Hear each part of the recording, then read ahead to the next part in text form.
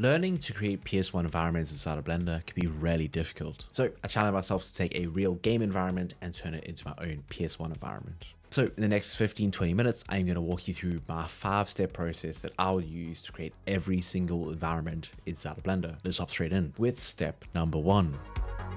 So the first thing you're going to need to do, regardless of what environment you're going to be creating, is gather your references, gather all the different stuff that you're going to need in terms of planning your floor plan, all of this sort of stuff, because having a crystal clear idea of what you need to make is going to help you a huge amount throughout this process. So since I was recreating a real game environment, what I did is I went online and found a bunch of references of different in-game screenshots, and I took those and put it into a PureRef board. PureRef is just a great way to kind of collect all your different reference images.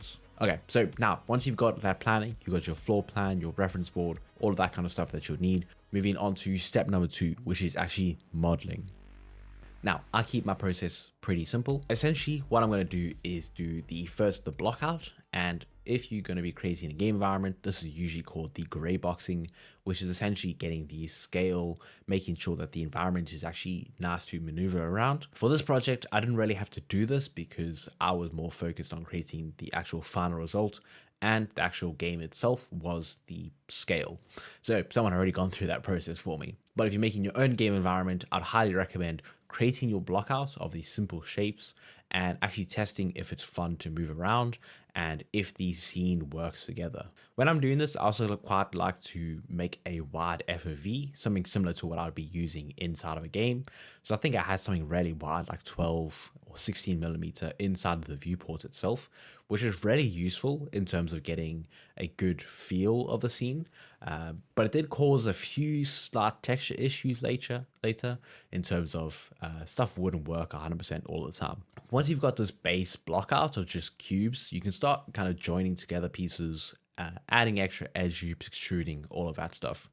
Essentially, you have to get your shape across. You have to add any sort of details that you're going to do. Obviously, we're going to keep it pretty simple because it's PS1, but any sort of just simple, just like the knife tool, extrude, edge loop, merging, all of that stuff, basic modeling tools. Really, like if you look at this environment, it's super simple shapes, and obviously we try to keep it as simple as possible.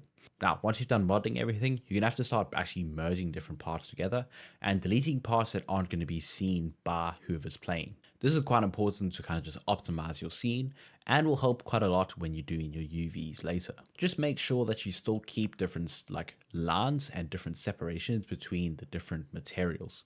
I had a couple sections where I would like merge different sections into triangles and ended up regretting it because I wouldn't be able to select those lines to kind of like mask it off when I was painting, which made my life a lot more difficult, and I couldn't use anything like the fill tool or anything like that where you can just select parts of your mesh and then just fill with a color.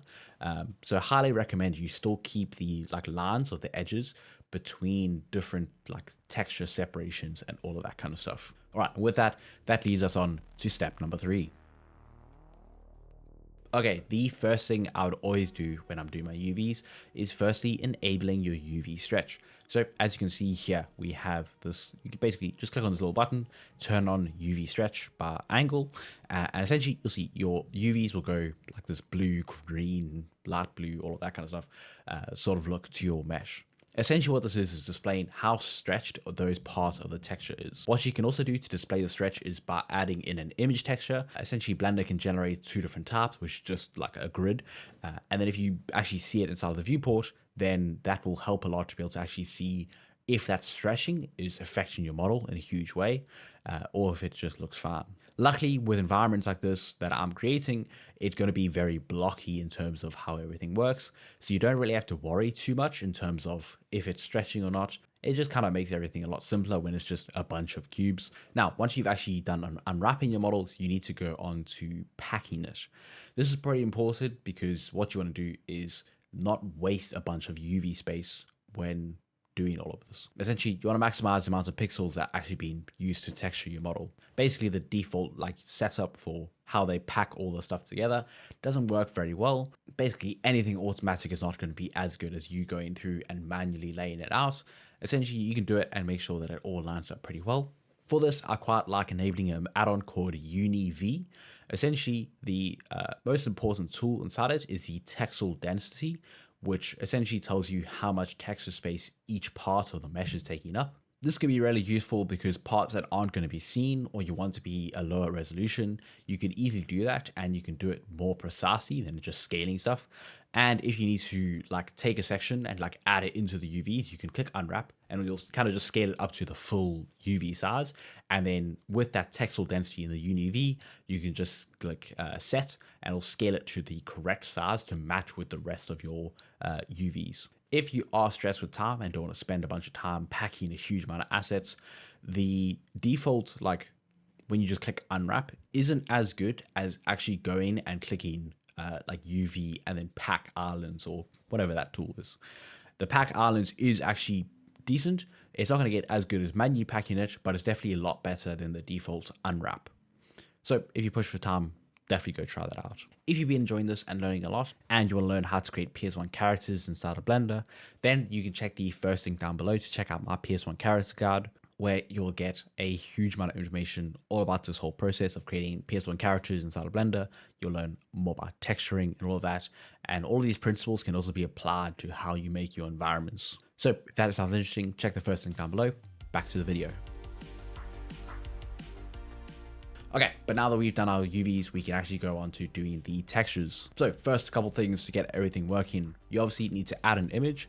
Essentially, you can kind of pick what resolution you're going to go with. So for this project, I basically just did one texture for this section of the environment, and it was 512 by 512. Up to you what you're going to kind of use. Just kind of do it with the generated type. When you click new, you can choose either just blank image or generated type and change it to like a UV grid or whatever. Add it, see if it looks nice, if it has enough detail.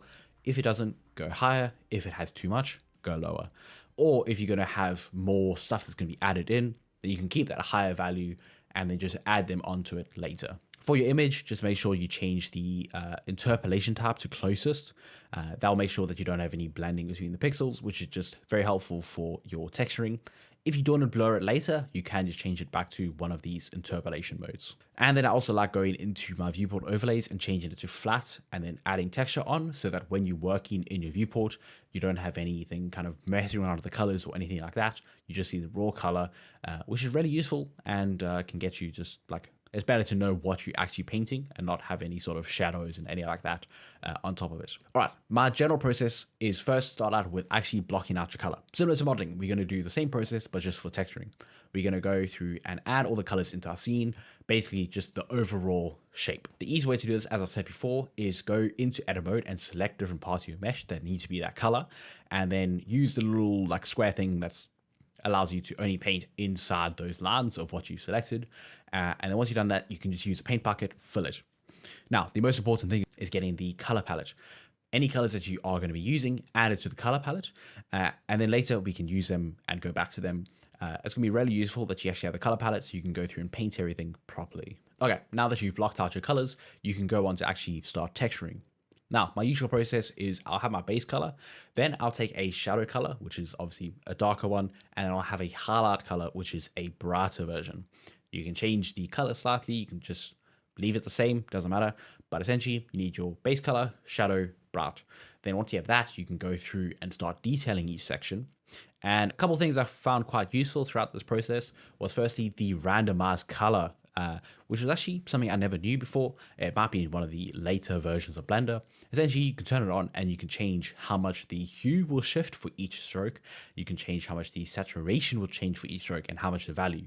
So if you wanted to make like randomize the brightness of your color, randomize how saturated, so some of them will be a little bit like closer to just like gray and some of them will be more closer to being super saturated, or hue, which will actually change like how much around the color wheel it is. And the other thing I'll do, especially when I'm doing these PS1 characters, is basically just adding a texture mask on top of it. So what I'll do is go scroll down, texture mask, click new, and then on here, you could basically, I'd usually change it to like random or something like that. And then you go down, change your spacing a little bit on your brush, because if you leave it by default, it's going to just overlap on top of itself too much. So I'll kind of drag the spacing up, and then you can click on the little like thingy on the right of it and actually start editing the texture. So what I'll change it to is clouds. This is just kind of a good random noise.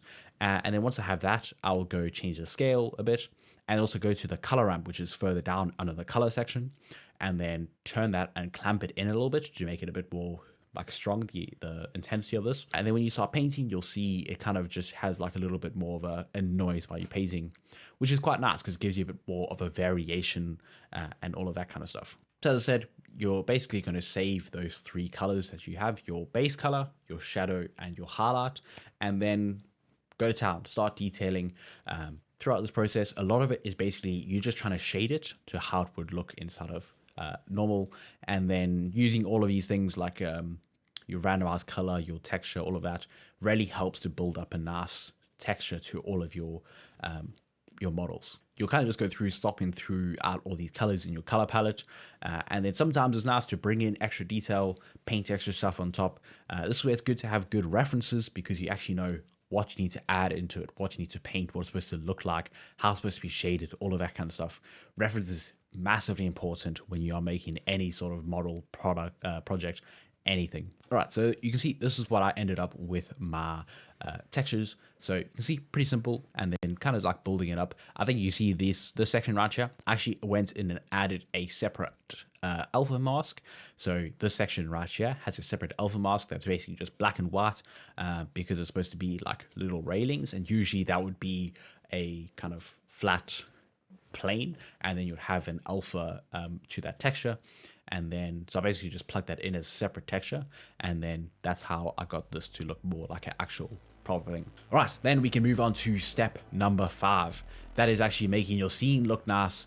And this can either be compositing and rendering inside of Blender if you want to show it off, or it can be taking it into your game engine. So for me, I'm rendering it because I'm making it for this YouTube video.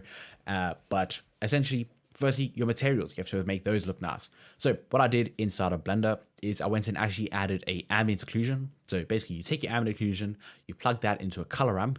The color ramp is just there so you can kind of choose how like effective it is. And then from that, we go take our actual image texture, we plug that into a mix RGB into the first value, the ambient occlusion goes into the second value, and we change this to a multiply.